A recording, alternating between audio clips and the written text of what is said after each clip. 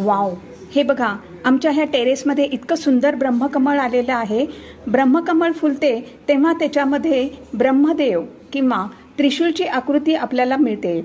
त्याच्या घरामध्ये ब्रह्मकमळ फुलते ते लोक भाग्यशाली मानले जातात. त्यांना सुख समृद्धी प्राप्त होते. ब्रह्मकमळ हे फूल आपल्याला बाजारामध्ये विकत मिळत नाही. ते जर कोणी भेट दिले तर ते लाभते. फूल देवाच्या चरणाशी अर्पण करायचे असते. रात्री ब्रह्मकमळ फुलले की त्याची पूजा करावी व देवाला वहावे किंवा घराच्या मेन डोरवरती आपण ते ठेवावे, म्हणजे आपल्या घरावरती कोणाची वाईट नजर येणार नाही. आपण ब्रह्मकमळाची आपण पूजा करूया.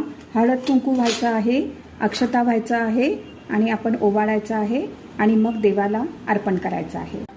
आता आपण हे फूल देवाला वाहिले आहे आणि आपण प्रार्थना करायची आहे, आमच्या घराला सुख समृद्धी लाभू दे. किंवा आपण घराच्या मेन डोरवरती लावायचं आहे.